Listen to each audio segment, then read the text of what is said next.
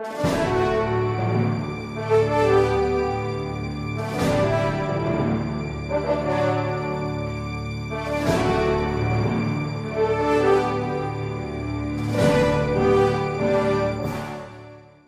Parresia de hoje, eu gostaria de falar do tema do purgatório. E por quê? Porque, infelizmente, é um tema tão esquecido.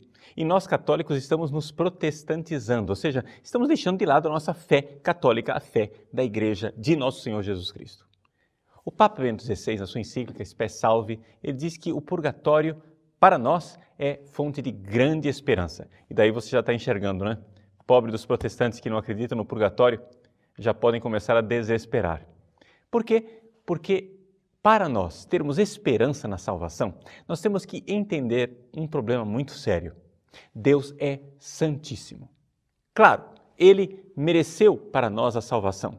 E nesse sentido, os nossos irmãos protestantes estão corretos quando eles insistem na realidade de que o sacrifício salvador de nosso Senhor Jesus Cristo foi suficiente para nos redimir e para abrir as portas do paraíso para nós.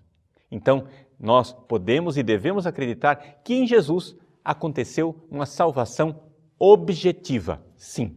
Agora, o problema é que não existe somente a salvação objetiva, existe também a salvação subjetiva. Ou seja, as condições para sermos salvos já existem. Jesus já nos redimiu, já nos salvou. Problema, nós temos que acolher isto pessoalmente. E não basta a fé. Os protestantes acham que só a fé basta. Eu acredito que Jesus fez isso, pronto, e acabou. Só que existe uma realidade que nós podemos tocar com a mão no nosso dia a dia. É que mesmo acreditando em Jesus, mesmo tendo fé, nós vemos que dentro de nós continua algo de pecaminoso, uma tendência para o pecado. Essa tendência para o pecado nós chamamos de concupiscência.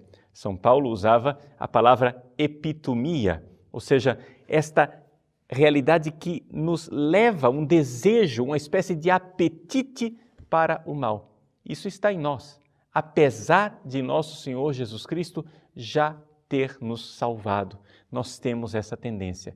Ela vem do pecado e conduz ao pecado, embora a concupiscência em si mesma não seja pecado. Nós sabemos disso.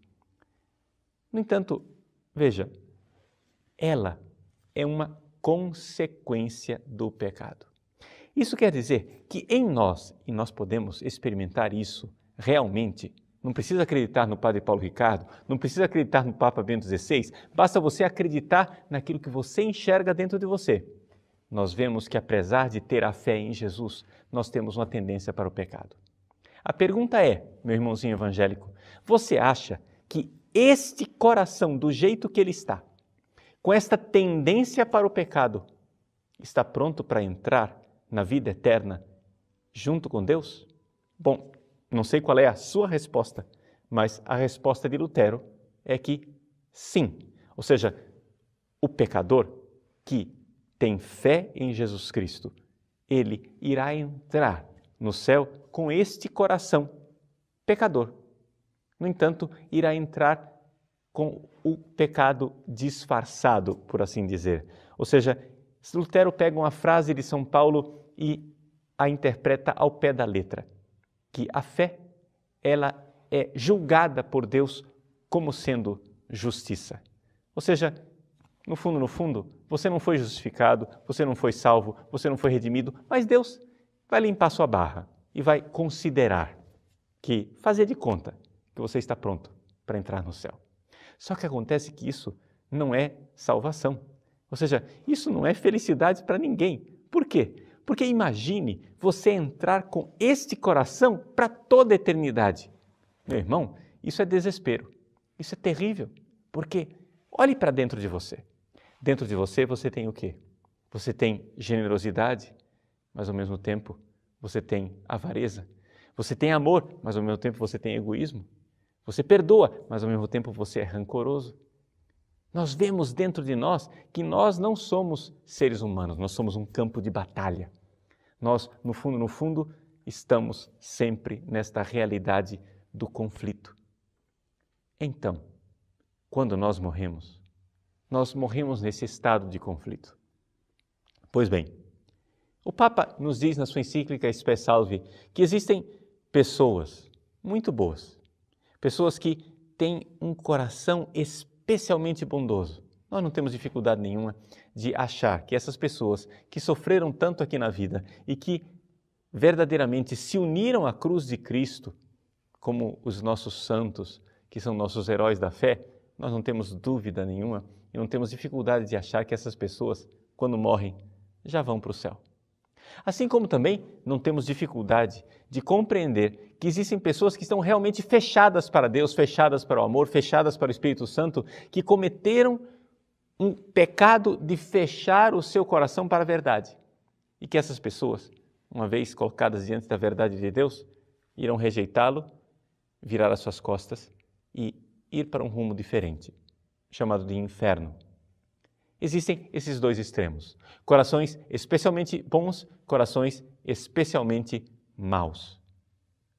Mas a maior parte das pessoas somos como eu e você, um coração medíocre, um coração que é bondade e ao mesmo tempo é maldade, que é amor e ao mesmo tempo é egoísmo, que é santidade e ao mesmo tempo é miséria. Essas pessoas, como é que elas vão para o céu? Bom, Lutero acha que elas entrarão disfarçadas, porque elas têm fé, e a fé vai disfarçar esse pecado. E então, travestidas de justo, elas serão consideradas justas e viverão eternamente. Só que isso não é salvação.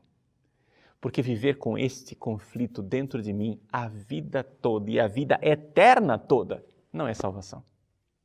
Então é que a igreja, ela crê que existe uma purificação, um purgatório. Ou seja, onde esse meu coração miserável, que não ama a Deus o suficiente, será purificado pelo amor de Deus. O Papa Bento XVI, este ano, no dia 12 de janeiro, ele fez uma catequese a respeito de uma santa pouco conhecida, Santa Catarina de Gênova. E essa santa, que nasceu no século XV, ela tem uma doutrina sobre o purgatório. Por quê? Porque na sua vida mística e espiritual, ela teve experiência da dificuldade que existe dentro de nós, do drama que existe dentro de nós por causa do nosso pecado. Catarina era uma mulher casada e casou-se com um homem que foi fazendo com que ela vivesse uma vida mundana, digamos assim. O seu marido era um homem viciado em jogos de azar e Catarina seguia o seu marido na vida mundana, até que um dia ela foi se confessar. E nessa confissão ela foi transverberada, ela foi atingida pelo amor de Deus no seu coração e Deus mostrou o seu infinito amor e ela viu a sua grande miséria. Aqui ela sentiu uma experiência, já aqui na terra, deste amor imenso, mas isso fazia com que ela sofresse. Sim, ou seja, um fogo interior que fazia com que ela, de alguma forma, passasse por uma purificação. Porque ao ver a grandeza do amor de Deus e ao ver a sua própria miséria. Foi nessa experiência básica e fundamental que Santa Catarina de Gênova descobriu o que era o purgatório.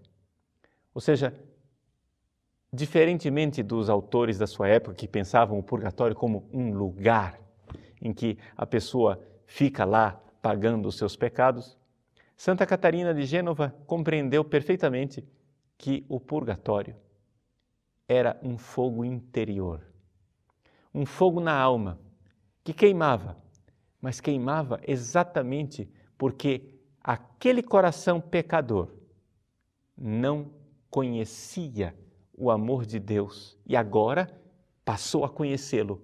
E quando ele conhece, vê sua miséria e vê a grande misericórdia.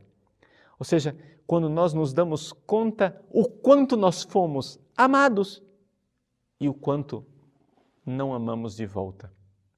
Aqui está a experiência do purgatório. Essa experiência de ver receber a graça de ver a nossa verdade mais profunda. Vejam, meus irmãos, a doutrina da igreja a respeito do purgatório se baseia exatamente na verdade. Entrará no céu a nossa verdade. Mas qual é a nossa verdade? Nossa verdade é de uma imensa miséria e de uma infinita misericórdia de Deus. Quando a miséria se encontra com a misericórdia, acontece aquela dor do filho pródigo. Pequei contra o céu e contra ti. Não sou digno de ser chamado teu filho. E, no entanto, Deus continua amando e fazendo festa. Esta dor de saber o quanto eu fui amado, mas o quanto, infelizmente, eu não amei de volta, chama-se purgatório. É aqui que está a essência do purgatório. A igreja, ela crê que existe um purgatório e que nós poderíamos evitar esta grande dor, esse grande fogo purificador depois da nossa morte, se já aqui na terra vivêssemos a penitência. É aí que nós entendemos então o que é a vida de ascese, a vida penitencial. A vida de ascese é uma vida em que a pessoa, através da penitência, já aqui nesse mundo, entra nesta dinâmica de enxergar a sua verdade, a verdade da sua miséria e a verdade da infinita misericórdia de Deus. A penitência não é para pagar os meus pecados. A penitência é para que eu tome posse desta miséria que eu sou e a apresente diante de Deus. Porque, como diz Santa Catarina de Gênova, chega de pecado, chega de mundo. Nós não podemos ficar nos entregando ao pecado e ao mundo desse jeito quando nós fomos tão amados por Deus. Viver uma vida de penitência aqui nesse mundo é iniciar, já agora, esse processo de purificação. Não se trata de achar que eu sou salvo pelas minhas penitências. Nada disso. Jesus já me salvou. A salvação objetiva, ela já aconteceu. Eu preciso, porém, tomar posse dessa salvação. E esse tomar posse objetivo não acontece somente com a fé. A fé sozinha não basta. Por quê? Porque a fé sozinha é uma fé morta. Para entender o relacionamento entre fé e obras, nós poderíamos tentar ajudar os nossos irmãos protestantes com uma comparação. Imagine a relação entre vida e movimento. Quando uma pessoa cai no chão, desmaiada, você quer saber se ela está viva. Então o que você faz? Você procura movimentos. Você procura ver se ela continua respirando, se os batimentos cardíacos estão lá. Os médicos pegam e colocam uma lanterna para ver se a pupila ela se retrai ou dilata. Se a pupila está dilatada e não retrai, é porque a pessoa morreu, não há movimento. Se as ondas cerebrais não funcionam, se o cérebro não está reagindo, se o eletroencefalograma está plano e chato, ali não tem vida.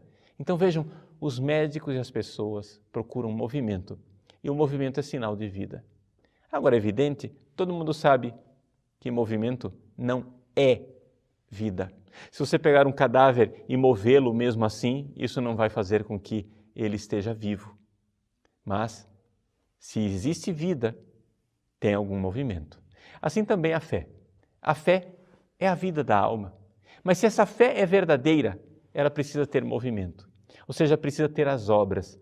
Não há vida se não houver movimento. Não há fé se não houver obras. E as obras da caridade, as obras de rejeitar o mundo, as obras de lutar contra o pecado, as obras de uma vida ascética são necessárias para que a nossa fé seja verdadeiramente viva.